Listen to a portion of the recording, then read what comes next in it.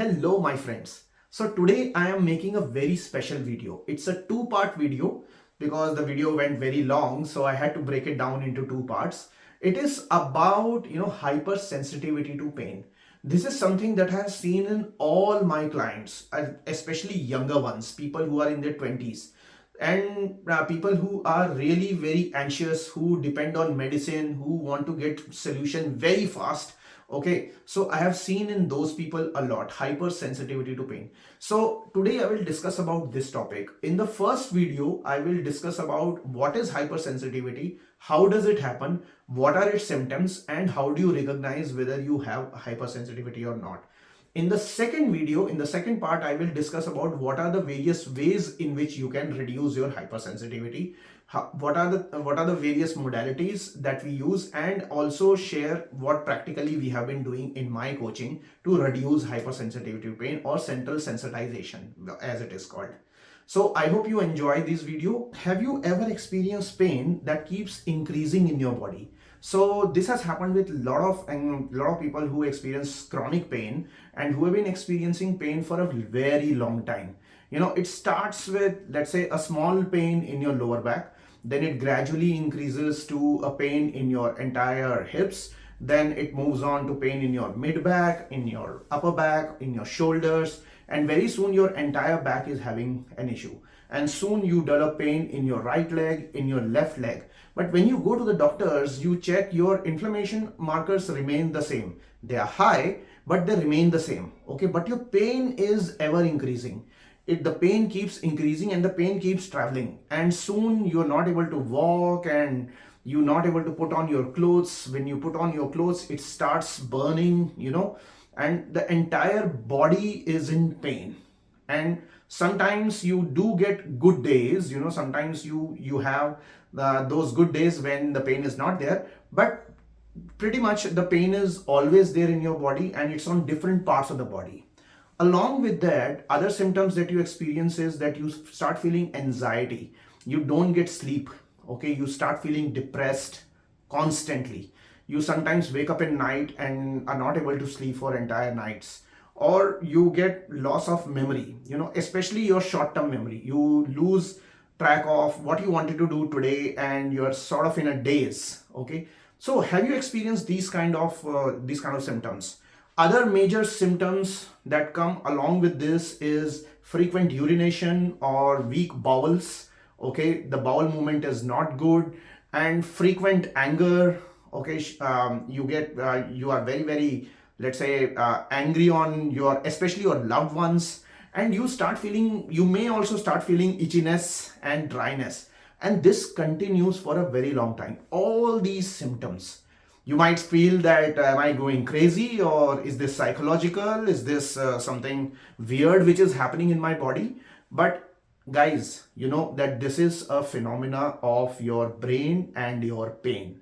So hi friends, today we are going to discuss about all these things, and all of this together is called as central sensitization or hypersensitization of your brain to your pain.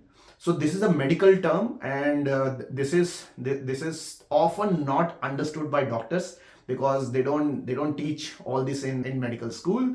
But yes, very, very few doctors talk about this, about central sensitization, okay, or hypersensitization to pain. But your brain becomes very, very sensitive to your pain. So I will discuss in detail about this in this video. Now, before going further, I would want you to, please subscribe to this channel, share this video where I share many stories, many strategies, and many new things to overcome your pain, especially if you have ankylosing spondylitis, rheumatoid arthritis, fibromyalgia, and multiple sclerosis, ME, or any other undiagnosed chronic pain. Okay. And also, I'm not a doctor, and whatever advice I'm giving you is purely based on my experience. So what is central sensitization or hypersensitization of our brain? Our brain is a very complex structure in our body, and our brain is very unique. Our brain is one of the organs which keeps learning. It keeps constantly evolving. So your brain is not what it was, let's say, when you were a small kid. okay, or even your brain is not the same as it was 2 days back because it has learned many new things. Now this I can explain to you. Let's say if you are if you remember how you learned to drive for the very first time. Many years back you sat in the car for the very first time and you learned to drive. And when you are learning to drive, you know, you are very nervous, you are looking at the handle, you're gripping the handle very tightly, and you are changing the gear, and you're concentrating on your accelerator, you are at the same time looking at the rear view mirrors.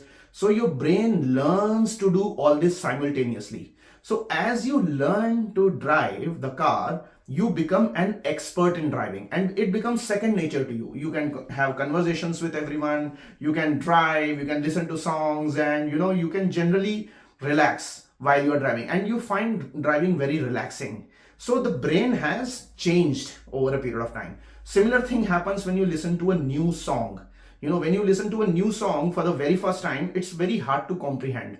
But as you keep listening to the song again and again and again, the lyrics becomes very easy and the music becomes very easy to identify. And if that song is playing anywhere in any function or any ceremony, you immediately identify that song. Okay. So the brain learns to identify.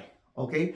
The brain, similar things happens when you learn a new instrument, or let's say you solve a new mathematics problem or a new subject, you learn a new subject, let's say AI or computers. So your brain learns these new things till they become second nature to you. This is called neuroplasticity. You know, the capability of our brain to learn new things and change as per, you know, what you have learned. So how does this happen? This happens by formation of what is called as synapses in your brain. Synapses are new connections or neural connections which are formed in our brain which retain memory, okay, or which retain memory of a certain, let's say, certain phenomenon. That could be a song, that could be a new computer program, that could be some new skill that you learned like driving. So when you learn such a new skill, your new synapses are formed in the brain and they become permanent and get reinforced as and when you repeat the action. Similar thing happens with your pain. When a new pain starts in your body, your brain first of all tries to fight the pain. Okay, so I will come to the fighting mechanisms very soon, but the brain first tries to fight the pain. So there are multiple hormones, there are various other things, there are various, you know, good hormones which are there in your body through which you can fight those pain. So our brain tries that. But very soon, if the pain lingers on for a very long time, then our brain becomes used to that pain and it reinforces that pain in your body. Okay, it forms a new neural synapses and that synapses retains in your brain. So even when there is no pain, you start to feel pain in your body. And sometimes this can mess up your central nervous system. So our central nervous system has many mechanisms to reduce pain. You know, we have certain hormones like serotonin and GABA, which help us to reduce our pain, you know, and soothe our body. We also have certain opioids which in our body, okay, like endorphins, dinephrins. So these are very good also to reduce our pain, and they are produced in our body. Suppose if you have any pain in your lower back or let's say in your joints, then these are produced by our endocrine system to soothe our body, to reduce the pain. In addition to this, the body also produces adrenaline and cortisol. So adrenaline is also a good hormone. You know, it helps you to be alert and also to detect any danger. So for example, a fast moving car is coming and you want to move away, it's adrenaline which helps you to move away. Okay, so but adrenaline, if it's there in your body for a very long time, cortisol also, if you're there in your body for a very long time, due to your attention to pain, you know, you keep giving attention to your pain in your body as to where is it happening, what is happening with my body, where is the pain happening, and you keep focusing on your pain day in and day out, your adrenaline and cortisol starts to develop high. And your endorphins are no longer effective, but they give a mixed signal to the body. Okay, so what happens is that even when there is no pain, you start to feel pain. Okay, because there is so much adrenaline in your body and you have found new synapses by focusing on certain activity. So where focus goes, energy flows, so you keep focusing and there you put your energy, and then new synapses and brain plasticity happens, and you start to recognize new patterns in your brain, which get formed and etched and get reinforced every day as you keep focusing on pain. Whether am I getting a pain, or tomorrow will I get more pain, or what will happen with this pain in my future. When you start focusing on these questions in your head, then you start reinforcing the synapses that are formed in your brain, and this causes central sensitization or hypersensitization to pain. Your body starts to feel pain when there is no pain also. Your body starts to mimic pain when there should not be any pain in your body, and this results in physical pain which happens in your body. This has been proven in many experiments also, okay, and this is a proven phenomena, and this has been experienced with people, especially young people, who start to feel pain at a very very young stage. They are not able to accept this, or they are very fearful of what will happen in the future, so they focus on pain every day. They get up in the morning and they start focusing on pain. Whether am I getting any pain or not today, how is my situation, okay, should I take a painkiller or not, what should I be doing, rather than thinking about their activity. The pain takes the precedence over everything else, okay. Now even when there is no pain, or let us say the pain is coming down, you start feeling fearful about when the pain will come back. Okay, this kind of focus on pain reinforces the synapses in your head, and you start feeling pain more and more and more, and you start to rely on painkillers, you start to rely on medication. But even those medication, and especially in such people, exercises are not effective. Exercises cannot be effective here because you have so much pain in your body. So the first thing is to bring down the pain and identify what are the areas which are painful and why is it happening. Okay, so these require certain patterns to be identified. So there are various questionnaires which are there on the internet, which are used for identifying such patterns. Okay, I will come to that later, but what's needed to understand is that these form new pains. So it can start with pains like having a migraine. It starts with mild pains, especially having headaches, then migraines, then you might get some pain in your neck, okay. It starts with the areas near the brain, and then your cervical, okay, because again it travels down the spine, and then you start feeling pain in your cervical region, in your lower back, and pretty much your entire body comes into pain. So this is called as hypersensitivity to pain. This is a real phenomenon. Doctors cannot explain it, okay, and this can happen to you also. Most of us go through this phase in the beginning of our pain cycle, when we are fearful, we are full of anxiety, depression. These are other things which get associated with that. You start to feel more and more fearful of your future. The fear feeds into this pain. So people who are suffering from diseases like fibromyalgia, in which your upper skin starts to be painful and starts to be where you start having burning sensations all over the body. So fibromyalgia is one of the classical diseases which comes out of hypersensitivity to pain.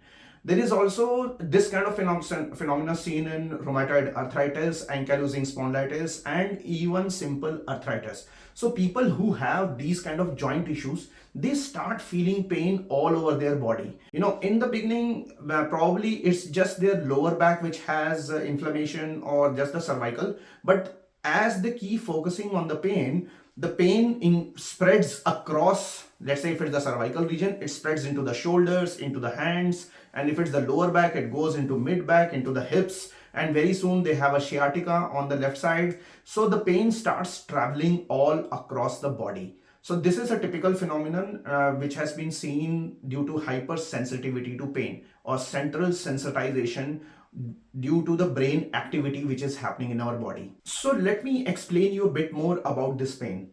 In layman terms, let us say your body has an alarm system in your through your brain in your central nervous system.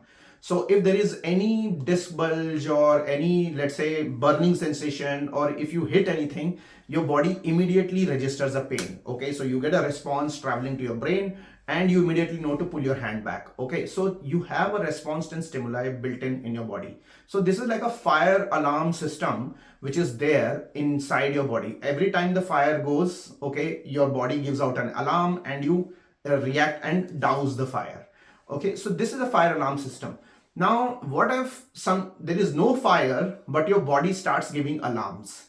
This is what happens with central sensitization. There is no symptom as such, or let's say there is no test. The test or MRIs don't show big symptoms, but your body is having those symptoms. One of the things that you need to look out for is that if your pain is increasing in certain times and then decreasing on certain days, you are having good days and then you are having bad days, you are having your pain is moving across your body with every changing day, then it is most probably having some level of hypersensitivity or central sensitization. So is sensor sensitization curable? Of course, yes, it is curable. And now I will talk about few strategies with which you can cure your hypersensitivity.